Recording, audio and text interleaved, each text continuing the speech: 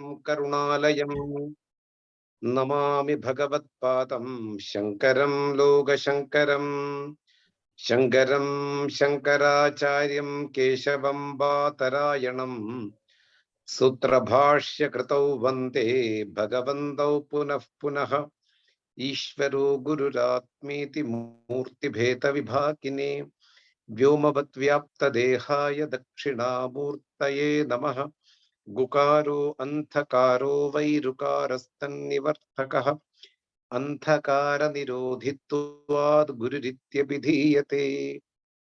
ॐ सहना भवतु सहनौ भुनक्तु सह वीर्यङ्करवावहै तेजस्विनावधीतमस्तु मा विद्विषावहै।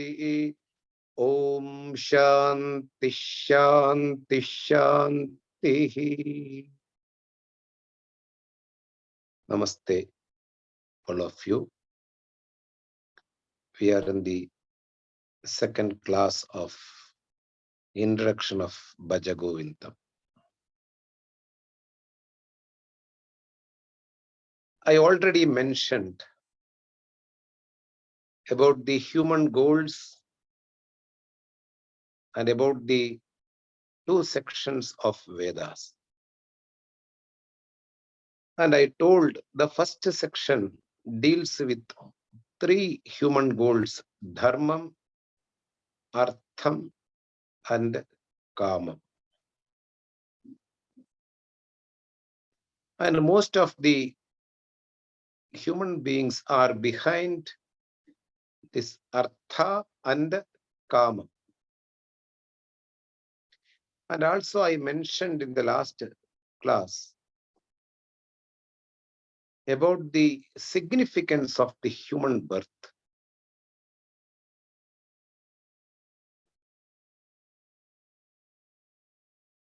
Among 84 lakhs of living beings in this creation,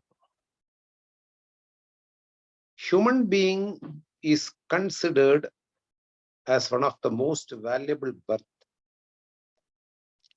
because of the two faculties which are given by the Lord, make so much different from all other living beings. What are the two faculties which we were discussed in a short manner in the last session? Swechaya karma prerana means there is a free will to do an action or not to do an action, or you can do an action in an opposite way. That free will is something, a blessing for the human being, and it has something to do in this world. Similarly, the discrimination which is right and wrong, what is proper, what is improper, that discrimination is also a unique faculty for a human being in this creation. These two faculties made the human being to rule this entire world. And also, the five senses are in full measure for a human being. Shankara, in his Viveka Chudamani, mentions so clearly about this full measure of each and every senses. Shabdham, Sparsham, Rupam, Rasam, Gandham. Five Jnanendriyani, senses of knowledge, which we use to interact with this world. those senses are in full measure for a human being. All other living beings are not having all these five senses in full measure. And he quote some examples like a deer has a sharp way of listening anything. The senses of listening is in full measure. But the senses of seeing, rupam, it's not in full measure. That's why it get trapped. Shankara says different examples in Viveka Chudamani.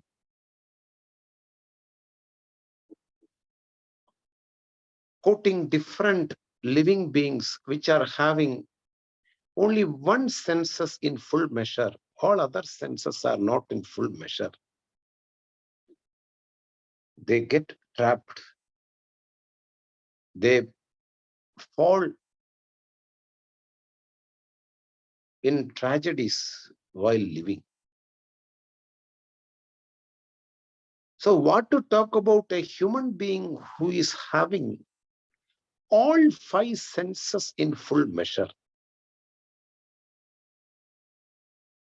So the first capacity of a human being in this creation is the free will. You can do an action, you can stop an action immediately, you can do an action in an opposite manner.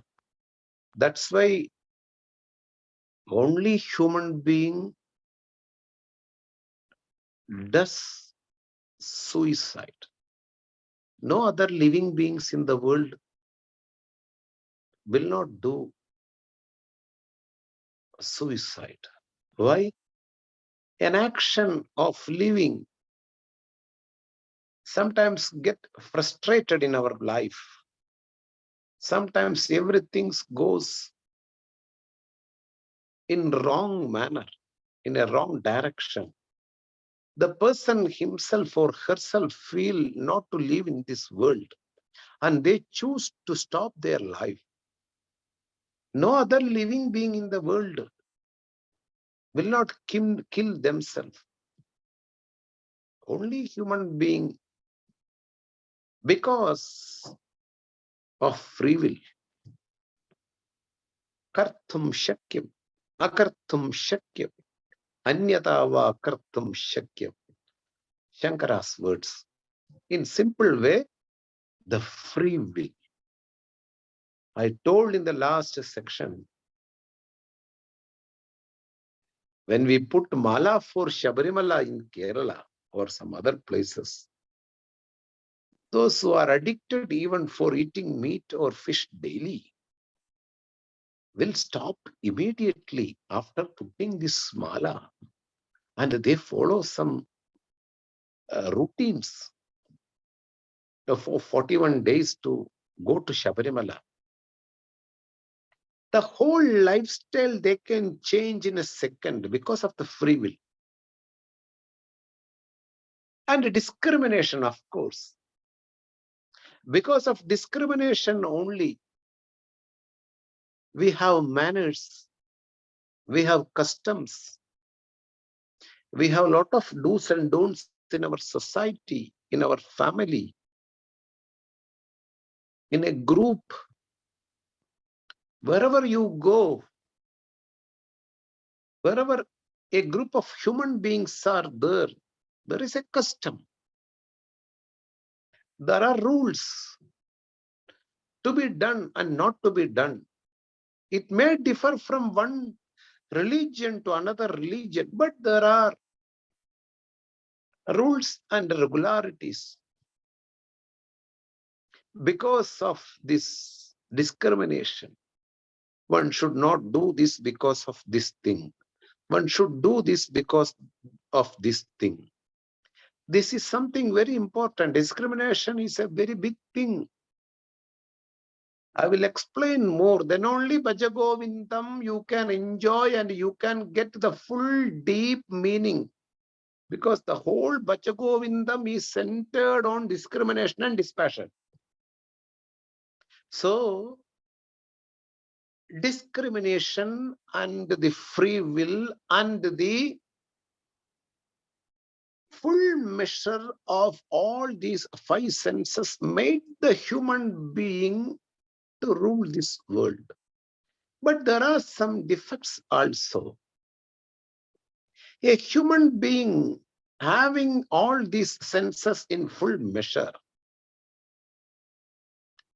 tried to compare others with oneself. I have this type of hair. She has that type of hair. My skin is little bit fair. Her skin is little bit dark. His eyes are like this. My eyes are like this. This comparison is due to this being the senses are in full measure, the comparison also being there. This will also attract a lot of unhappiness in one's life. The more you compare with one to another, it gives a lot of unhappiness more than happiness. Because the creator is done each and every molding with so much care and genius to make unique from every other things. So you are just disrespecting the creator by comparing yourself with others. What is given? It's his glory. You have to appreciate it rather than comparing with others. Something very important one need to change one's life by keeping this point in view. I have this type of body. He have this type of body. She has this type of lifestyle. I have this type of lifestyle. All these things can only attract unhappiness, really speaking. There, the discrimination can help the person. Coming to the point, being these faculties given by the creator, the human being have a perfect goal in one's life. It's a very important thing. Being blessed by free will, being blessed by discrimination, human being has a clean-cut goal in one's life. It's not that to go again and again through this death and birth cycle. This is not our main business, which most of the people don't know about the goal and the means of a human being. When a human being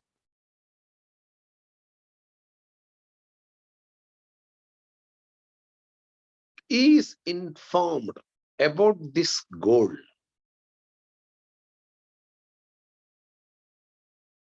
then only that human being will be thinking how to arrange my life to reach that goal. Up to that, it just like all other living beings, a human being also living for five things.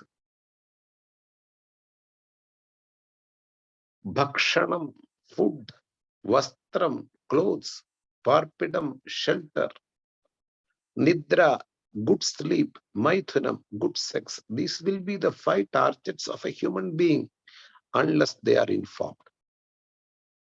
Because all other living beings are also having these targets. No other targets they keep in their life. In order to have a good food, they need money, so they will make money. In order to have a good shelter, they need money, they will make money. I'm talking about human beings. Food, shelter, and the good clothes. So this is also Shankara's words only. These are all given by the traditional teachers only. Unless we are informed about our goals, we don't change from other living beings. We will also continue with our natural instinct. Just having a body awareness, and we will live in this world according to the society and the people around me. Father and mother will give some information about how to live in this world. In order to live a proper life, what you have to study,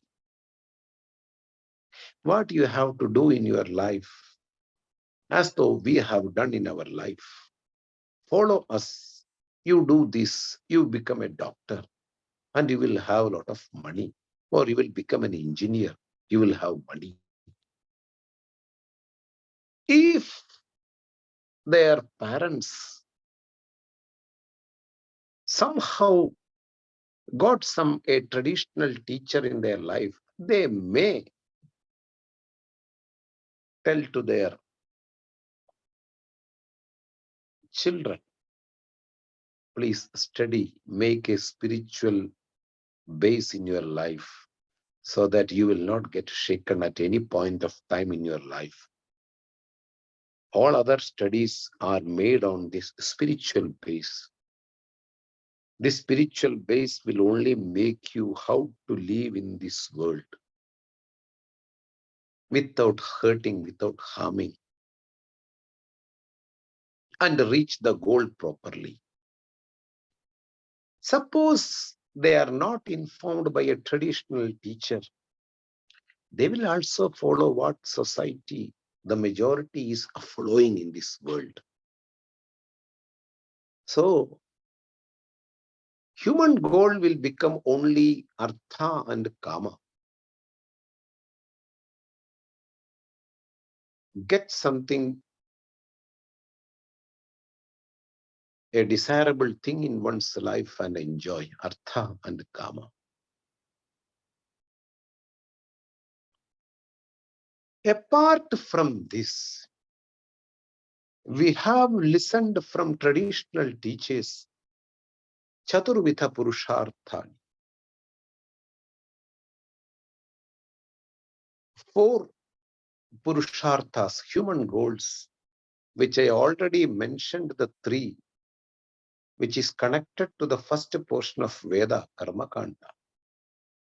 And there is another Purushartha, human goal, moksham, dharmam, artham, kamam, and moksham. The 4th Purushartha is the real goal of a human being. Unless you work on this, there is no other chance in one's life to reach this goal.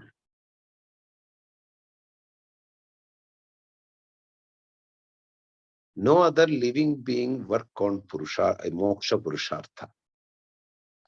Only human being can work on this purushartha, moksha.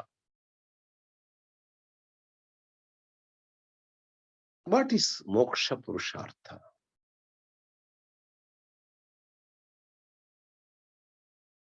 freedom from the cycle of death and birth.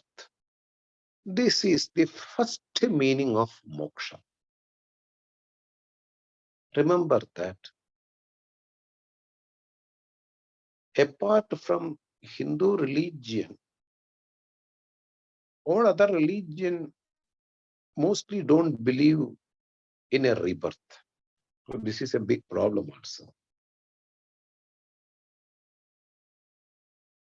Hindu religion and its scriptures and the fundamental pramana, what we call Vedas, gives the proper proofs about birth and death and again getting a birth.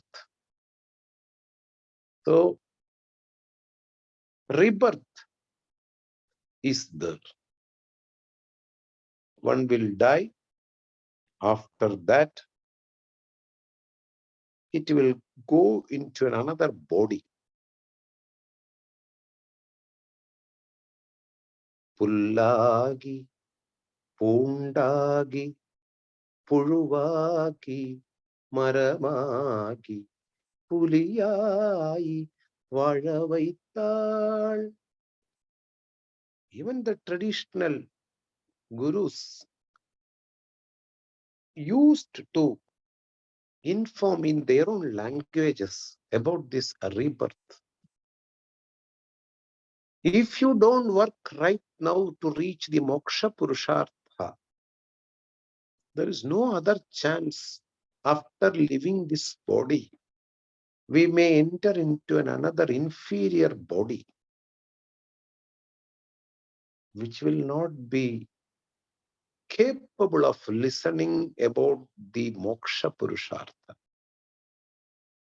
Something very important which we have to do right now. 1 minute. The power has gone, no problem. You can listen, I think. Now it will come. Please listen. So, the Purushartha, Moksha Purushartha is only achieved by a person who have certain amount of discrimination and a certain amount of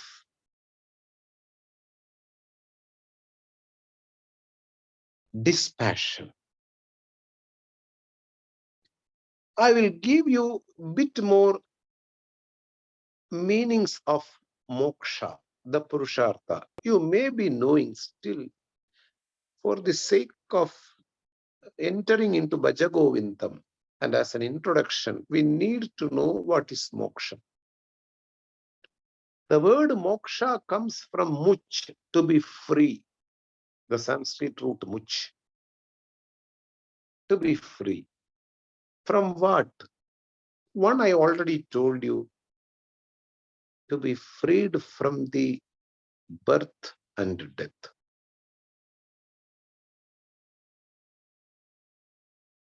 Last class, I have mentioned you about the 84 lakhs of living beings are there in this whole creation. So, any type of body,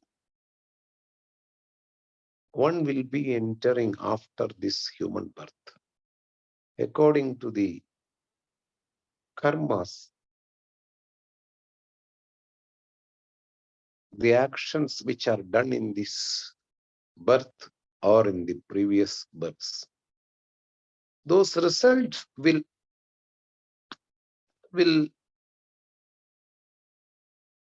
take you to an inferior birth or a superior birth. No problem. Going to a birth seems to be Shruyamana Ramaniyaha.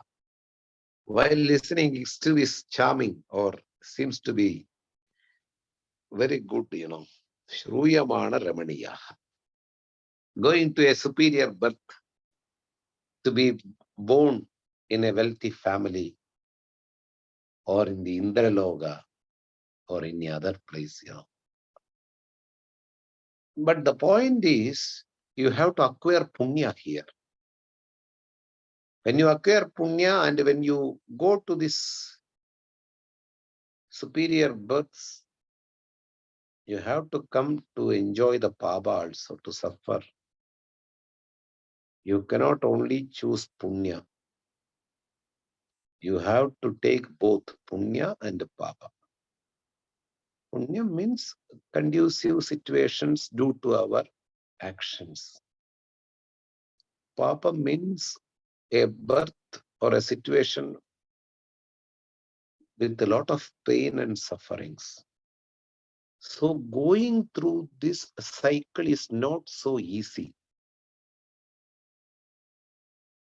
So free from the cycle of death and birth is called one meaning of moksha. Freedom from the cycle of death and birth. Another meaning, which is personal. Right now itself, one should be freed from all kinds of bondages. While living in this world, one person should be freed from the all kinds of limitations and bondages right now what they are having. Something connected with the personal life. Keep away the first meaning, to be freed from the birth and death cycle. But moksha has another meaning which is very much personal. When you are informed, a personal matter, a discriminative person will immediately act upon it. Why? Everybody is seeking seeking freedom from limitation. Everybody. If you saw a crow flying on the sky, it is searching something for the babies, or it has some problems. It wants to solve the problem. When a street dog roaming in the city means it is also having some problem. It wants to solve the problem. Each and every human being have their own limitations and their own issues and their own problems. This is what we call bondage. Some people, for example, my daughter should get a proper alliance. She is already 28. Some people will say, my son should get a good job. Already he completed his PhD now. He should get a good job. Some people may say, I have a health issue. I want to be free from this. Some people will say, I have some money issue. I want to solve this money issue and to live a peaceful life. If you ask any human being in this world, they will be wanting in this world to resolve their own issues. That's why moksha becomes more important while living. We have listened from different traditional teachers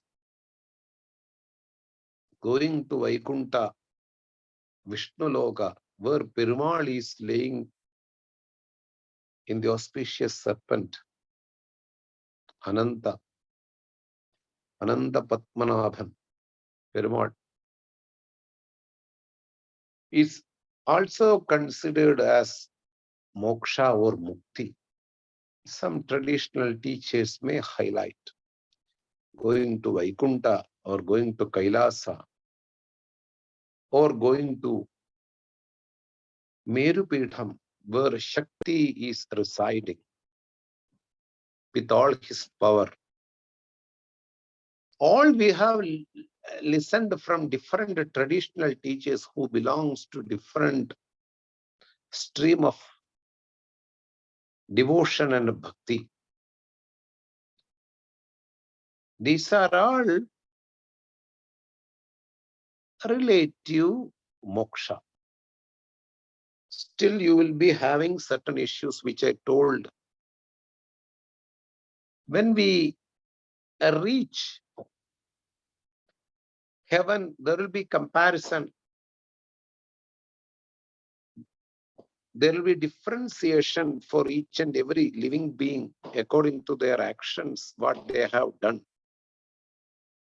Wherever there is comparison, wherever there is a differentiation between one and two, their happiness will be, there will be gradation in happiness. Somebody who has done Jyotishta Homa and went to Surga, somebody has done a food distribution and went to Surga. Both will enjoy in Surga, but in a different grade of happiness. Because actions are different, even though it's auspicious, both are auspicious. Similarly, whenever you go to Vaikunta or Kailasa or Sri Meru, Merupitham, wherever it may be, these words are being mentioned in our Puranas. This is also called moksha, but this is apekshika amrtatvam. Relative immortality in English translation. Apekshika amrtatvam. Compared to this world, you will be happy when you reach there. But right now there is no freedom. You have to be a bhakta and sit in front of the lotus and chant Lalita Sahasranamam. Or you chant Vishnu Sahasranamam in front of Perumal. Or before Shiva, you chant Rudram or Shiva Sahasranamam, whatever it may be. Right now, you will get certain relief because a promised ticket you will get that after this birth, you are going to reach Kailasam or Vaikuntham. A guarantee is given.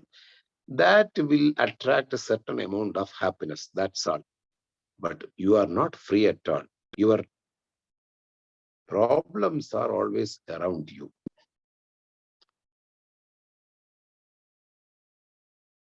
These are all apekshika amrtatvam, what we have listened from different traditional teachers who are connected in the path of devotion and bhakti, etc.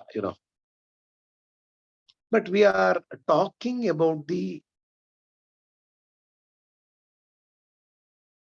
fundamental solution and ultimate freedom while living right now. This is the real meaning of moksha or mukti. Right now, one should be freed from all kinds of limitations and bondages and sufferings. This is the real meaning of fourth Purushartha, and this should be one's goal as a human being. There will be priorities in our life. I should make a house. I should give good education to my children. I should get promoted in my company. Lot of priorities are there in one's life. But as a human being, the topmost priority should be I should get a moksha. All other priorities should be secondary. Avantara. Mukhya lakshyam should be, the prime priority should be, in this birth only I can gain muktihi, moksha. I should work for that. This should be the topmost priority. All other things you can keep as a secondary priorities, because all other things you have already worked in previous births. Even now you cannot keep the same things as a priority in your life. To make a good house, to buy a new car, to get a new job, all these things you already gained and gone through different births. You have enjoyed all these things. That's why our past impressions are again and again tempting us to do the same thing. That's why I told you, a discriminative person, when realize something connected to personal life, he will be thinking about that. As a human being, I should work for moksha. If not, this human being birth will not be fruitful. And we don't have a total guarantee that next birth will be again a human birth. If we don't do right now what is to be done, there is no other chance, We don't have a promising birth regarding the next birth, There is no promise that I will get again a human birth and I will work on the next birth, So something one want to solve right now. As a person, and I am listening a solution from somebody, I will be freed right now from all kinds of limitations and sufferings. This should be the human goal. So I should work for that. This is another meaning of moksha. How I will get the moksha, or totally freed from my problems and sufferings right now itself? How I can be free? This should be the question of a discriminative person. Simply. Yes. The last portion of Vedas, what we call Vedanta, or the second portion of Vedas, what we call Vedanta, deals with this fourth Purushartha. Now come to the real point. As a human being, the goal is set now. I want to be freed from the death and birth cycle. I want to be freed from the sufferings and bondages what right now I am facing.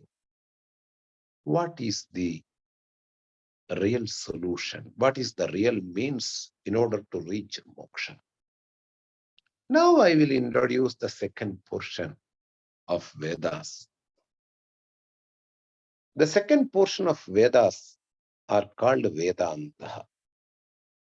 Why? Because the whole subject matter is being presented at the end of the Vedas. And very little percentage, only 13% of Vedas talks about this Purushartha, Moksha Purushartha. The entire Veda, almost 87% talks about three Purusharthas, Dharma, Artha and Kama. And the majority believe that, people believe that even now, when the Vedas having a subject matter almost 87%, the intention of the Vedas are to do karma and achieve certain desirable things in the world.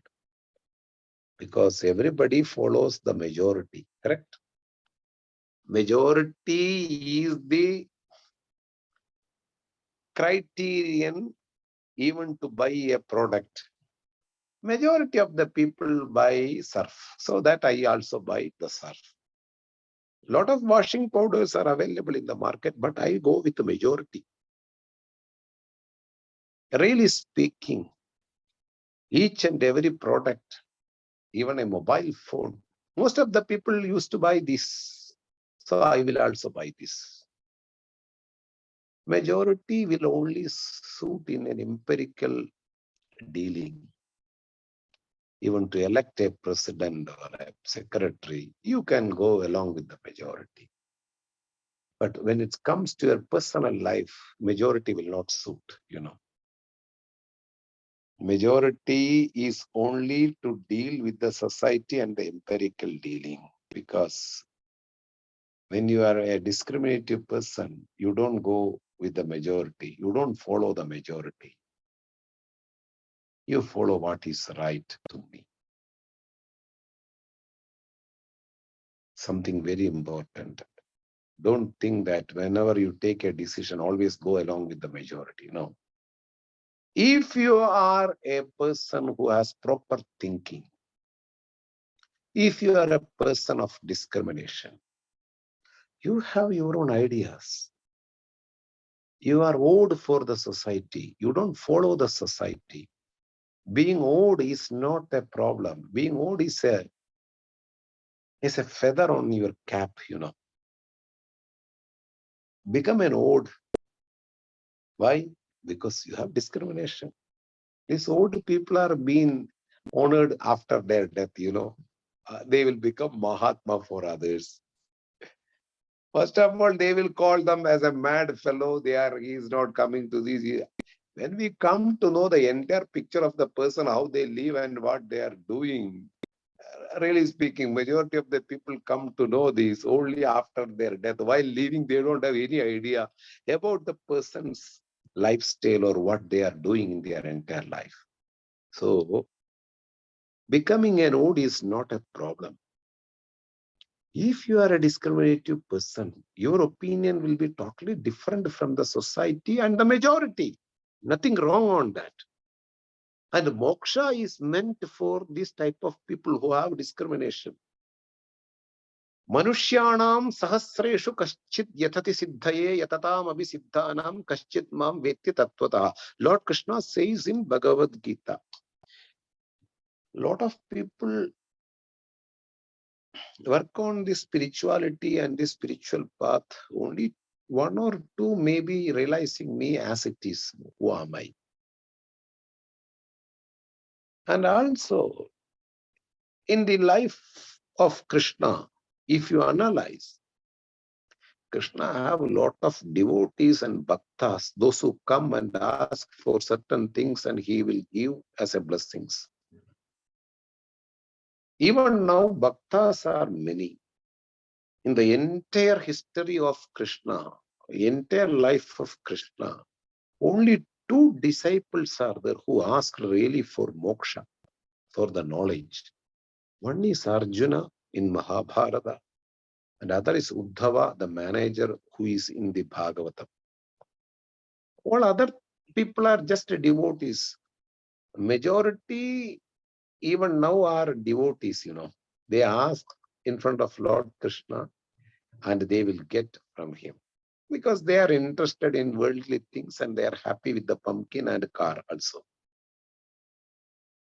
But very few ask for the real knowledge to be free from this samsara, the world of suffering, So don't go with the majority. You think yourself and you become a person who is away from majority.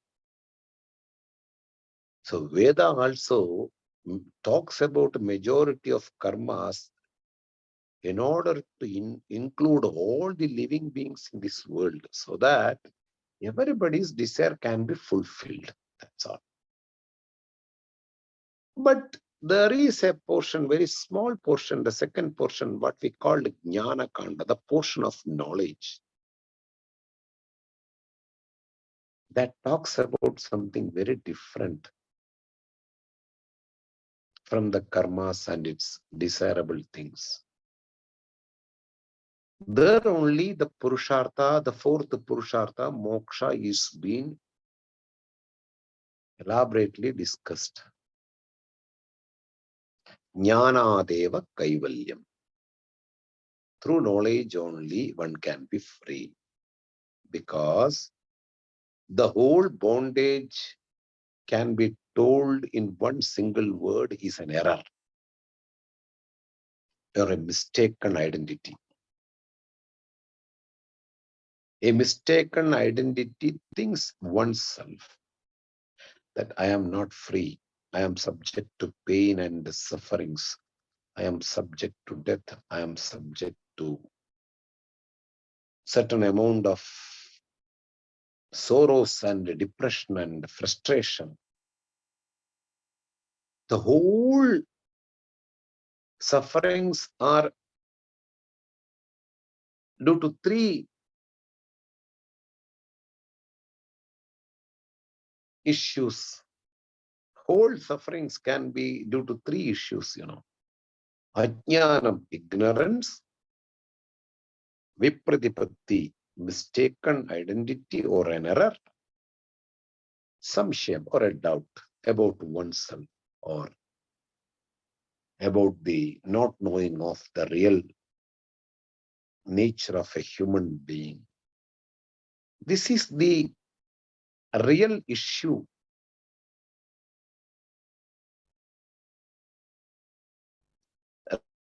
regarding mukti or moksha, which is being told in the second portion, the portion of knowledge, Jnana Kanda. What is the subject matter of Jnana Kanda? Knowing that knowledge, one will be freed.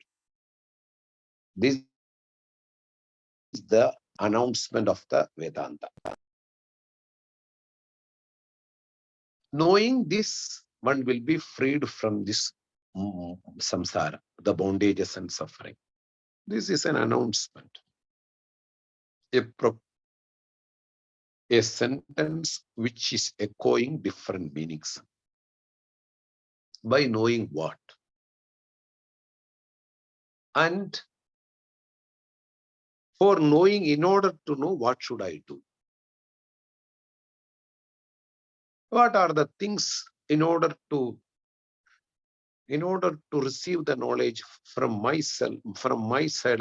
What are the things I should prepare? What are the things I should prepare about?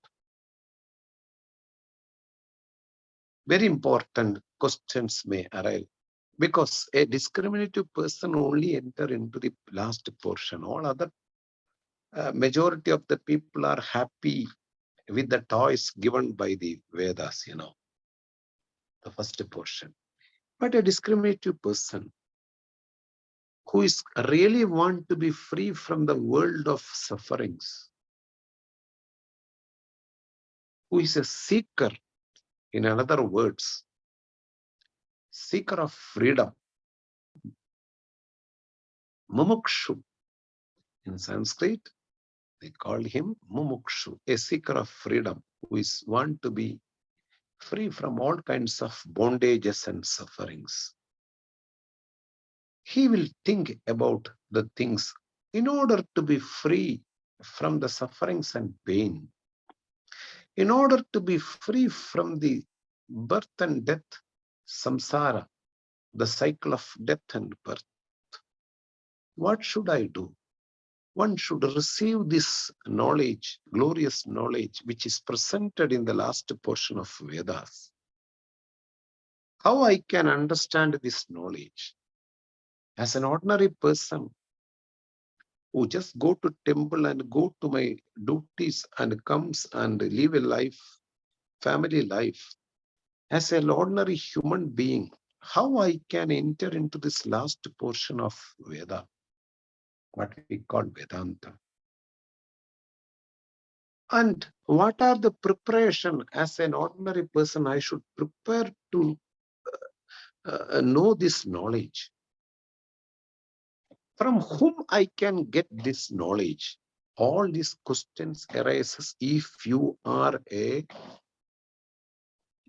mumukshu or a discriminative person. So this knowledge is being delivered by the traditional teachers. What is being presented in the last portion of Vedas? Knowledge seems to be very easy because it's going to talk about an already accomplished thing. The first portion always talks about a thing yet to accomplish, but the second portion have a different vision. It's going to talk about a thing which is already accomplished in one's life. So it seems to be very easy. Something already accomplished which is with me. This Vedanta is talking about a thing which is already with me. So it seems to be very easy. It seems to be. But without any preparation, without any prerequisites, this knowledge cannot work on one's life. Like, in order to land for a fighter jet, we should have a proper infrastructure or a proper ground ready. A fighter jet is going to be land. That much preparation you have to do with the runway. Similarly, one of the biggest knowledge is going to land in one's mind. In order to make land a bigger knowledge in one's life, one needs to be prepared. One should have a biggest heart in one's life. The heart should be very much big, or the mind should be very much vast in one's life, because that impact one should have without having any issues. When it lands properly, the things should be in a proper place without having any issues. So preparation of one side, one's life is very important in order to receive this knowledge properly from a traditional teacher. We need a certain amount of preparation, and we need certain prerequisites in order to receive this knowledge properly. What we call Vedanta or Atma Jnanam or Brahma Jnanam or Upanishad, an accomplished thing already, is being told by the last portion of Vedas. But it seems to be easier, something, an accomplished thing Veda is talking about. But in order to know that, one should be ready. Just like before you doing a cultivation of certain things in your life, you will prepare the land properly, analyzing the whole soil and clear with all kinds of fertilizers and digging, crop, everything. You make the land clear, then only you sow the seeds and you will be cultivating the whole thing, So the preparation is very much essential in order to receive the last portion of Vedas. I mean, the knowledge which are told in Vedanta. That preparation, one of the values or one of the side of the preparation is, one major preparation is one should be dispassionate. What is meant by dispassion? We are familiar with the word, A maturity born out of understanding the limitation of particular thing, For example, when you go to a doctor and you are a chain smoker, and the doctor explain it properly, your lungs are just like mosquito net, more thinner than a mosquito net. And if you smoke and already 1 or 2 puffs you took inside your lungs, already it is right now in a burnt net, in a position of burnt net, Now again and again you are smoking. You will not live more than 5 years. If you want to live more than 5 years, you have to stop now. Because your smoke carries almost 600-degree temperature inside your lungs, which your lungs can't afford. So he explained very properly about the things, and also he told about the defects of the smoking. Now, this person got some information regarding his action, which is very much defective. Now the discrimination starts now. If I smoke again, I cannot live with my wife and children more than 5 years. I should live in this world. So I need to stop right now. The more you have discrimination, the more you have dispassion towards the worldly things.